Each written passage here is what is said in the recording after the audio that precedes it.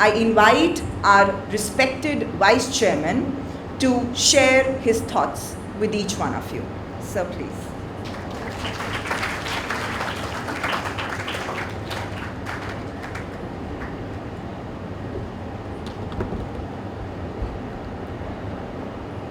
Good morning, all of you. I need a little more energy from your side. Good morning. Morning.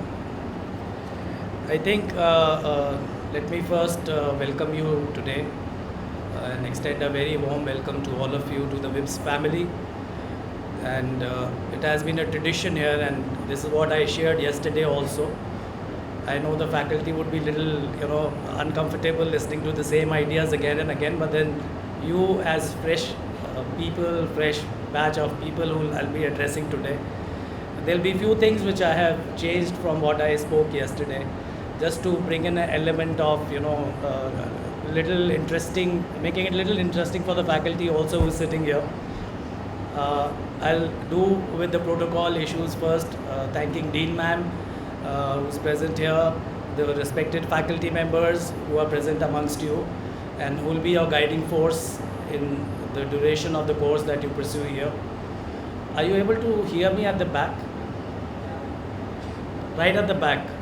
There are two gentlemen sitting. Can you hear me? You don't have to look right or left. You are the only one sitting at the back. There's nobody else sitting right at the back. Can you hear me loud and clear? The last one's there. Is it clear? Okay. I think I would not say anything, because then Shilpa ma'am normally gets annoyed with me. She says that why do you have to, whatever words that she possibly, tries and express her feelings and other things for me is a respect that I think, I would not say that I don't deserve, but then it's a little too exalted a position that she always puts me in. And she got annoyed last time. She said that that's not the right thing to do. I respect what you say, but then at times I feel little embarrassed. I have shared with her so many times that it's good to be human, it's good to be connected with people. I want to connect with people more. I have started speaking of late. It's been 17 years. People have been watching me, sitting there, listening to people, dignitaries coming from all spheres of life. I've been a very patient listener. And that's what possibly, somewhere down the line I feel has helped me in terms of, absorbing more information that I need to absorb. Because I was not the one, wanting to push, because then chairman who happens to be and wants to meet you more often and would be having more interactions with you in times to come is the one who possibly, and given his experience, his age, his, administrative experience, everything, he has more valuable insights to share. What I possibly share is something which yesterday also I mentioned, that it's a culmination of different ideas, abstract form of ideas which I try to bring them together, and the inspiration is drawn from both the West and the Eastern wisdom that we have followed, and that's what possibly our inspiration, the name within which we all stand together here, the umbrella that we hold, under which we are protected here, the name of Swamiji was chosen only for this reason. It is nothing to do with the cult that we possibly represent. He is the youth icon of all times to come. He's somebody whom possibly, even if you 100 years down the line, if somebody would talk about him, they will talk about his relevance, his relevances of his ideas that still prevail and would prevail. So that is the eternity of his ideas that we carry forward. And that's the spirit that we want to carry forward here. I like to bring in a little Western concept of Edward de Bono, which clearly I'll give you a few names. Who knows Babington Macaulay? Anybody here? The education system that we inherited from the Britishers, the syllabus, the everything, the examination system, was the idea floated by this gentleman in the year 1800, the beginning of, and the late of, possibly the beginning of the 19th century, fine? And this is how he started, and that's how the East India Company brought in with them a university system with them. To create what? Clerks. Because there was a gap, there was a need, of the hour, that Britishers were finding it difficult to push through their, economic growth agendas here.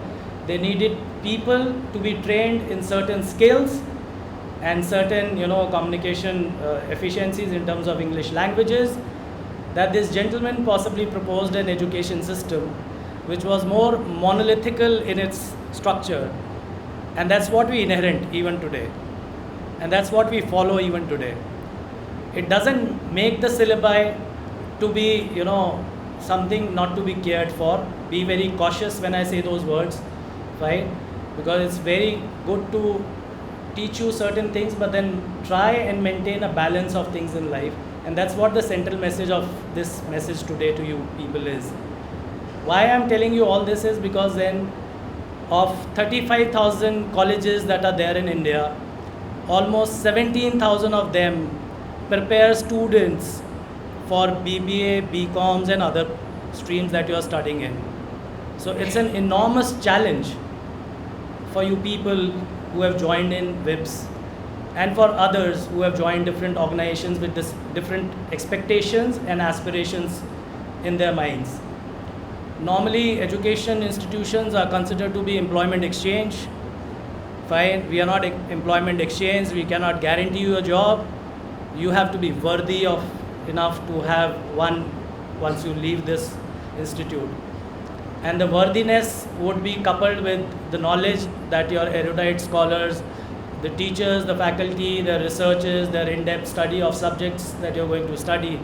That is what is going to give you an edge in terms of what and how capable you become in times to come, to either get employed by somebody or to employ others into your own organizations when you leave out of this institute. There was another good gentleman, I have to refer to these cheat sheets, fine, which I know some of you will try even in examinations. Please don't do that. I have this name here with me. It's Wendell Johnson.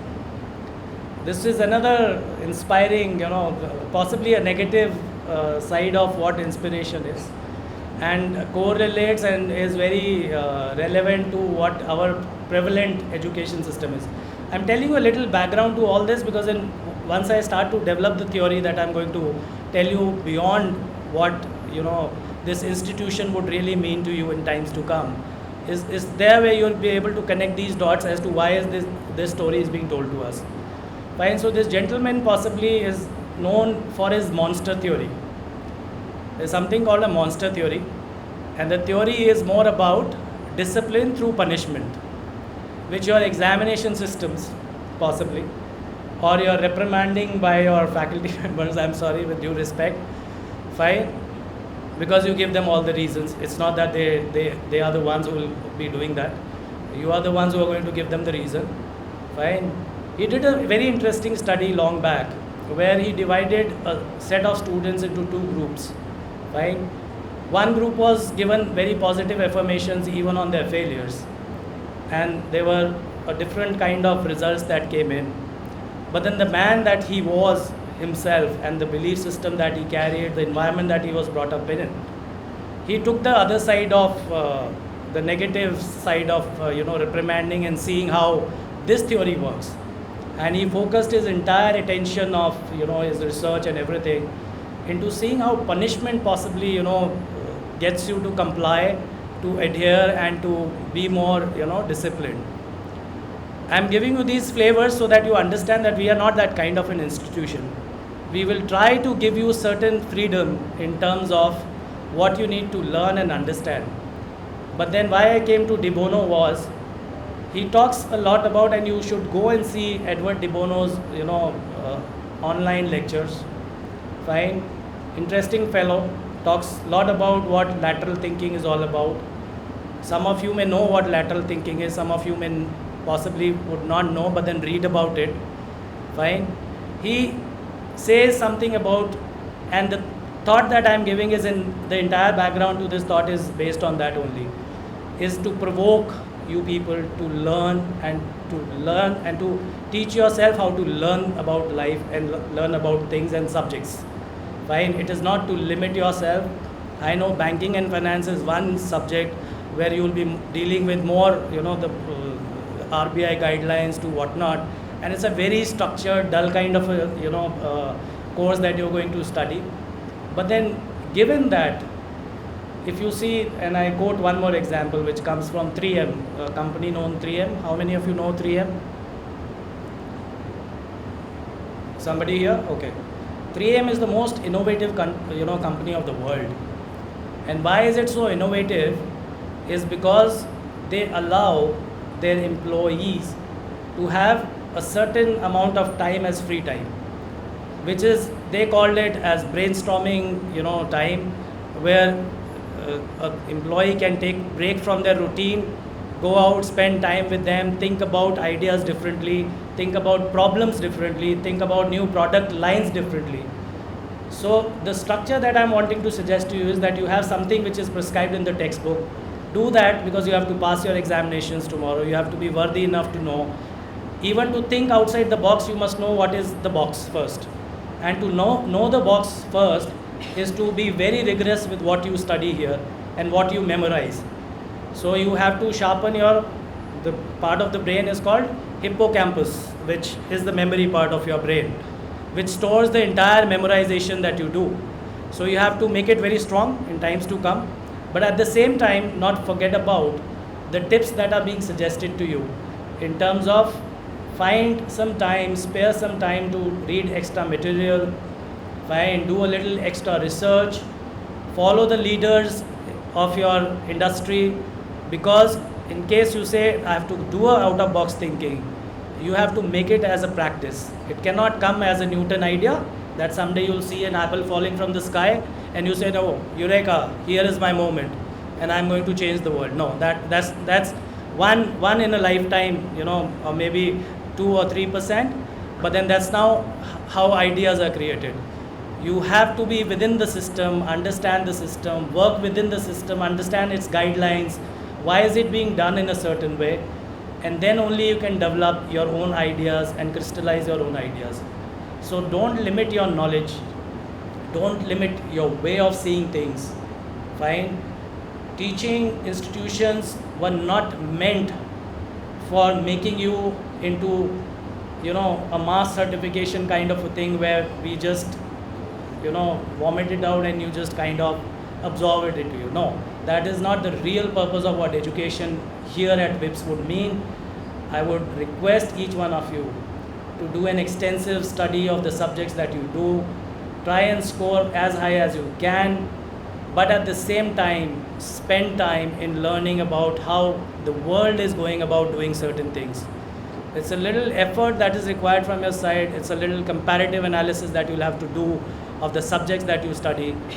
But then if you do not have the passion to do it, I'm sorry, some of you would not be able to do so good in your academic studies. Fine. So with all these words, I can just pray and request you all. I have a few books to be suggested in case you are interested in reading those books. Those are very beginner level books. I'm not suggesting something which would be a research based. Interesting books in case you have some inclination towards increasing and broadening your horizons, seeing the world differently, fine, and thinking about alternatives and alternative ways of learning things. Try these books. 7 Habits, I don't know how many. I mean, those are very baseline things which were, when we were studying MBA programs, we were told study, 7 Habits of Highly Effective People by Stephen Covey. Fine, then Essentials by Drucker, Good to Great by Jim Collins. You can write it down in case some of you are willing. Fine, the Toyota Production System by Taiji Ohno, Circles of Innovation by Tom Peters, Knowing and Doing Gap, fine. Essays by Warren Buffett. Then Many Years with General Motors by Alfred Sloan Jr., who was the son of founding father. And this is more important for you because then you are going to be joining an organization. My first 90 days in an organization, how you should be spending those days. And it tells you very good ideas about when you join an organization. You don't get into an aggressive mode that here am I. You have to understand the culture, the key important people who are making those decisions, why are they making those decisions, how have we come so far, why are we doing things certain ways that we are doing it, how can we do it better. Till the time you do not understand the entire ecosystem of an organization, you will be a complete failure. And that's what we normally see, and that's where we say and keep on stressing that you need to maintain the right balance between your own selfish interest and a team building environment. A team building environment would require you to sacrifice your own self at times, and howsoever knowledgeable you may be in terms of your understanding of a subject, there will be somebody who will be your boss telling you to do things differently, and how you handle that situation would possibly define as to whom are you going to turn out to be in tomorrow's world. So I think we can go on extending it, but then given the span of attention that people can, and you're not in any mood to listen to, are you in a mood to listen to more? Is it interesting? No? You want to listen to something more? Okay. There were two examples quoted by Shilpa ma'am initially. Fine. Who is Henry Ford for eye operations in India? I know the faculty would possibly figure it out. It's a very famous case in Harvard being taught. Henry Ford of eye operations. Henry Ford did what?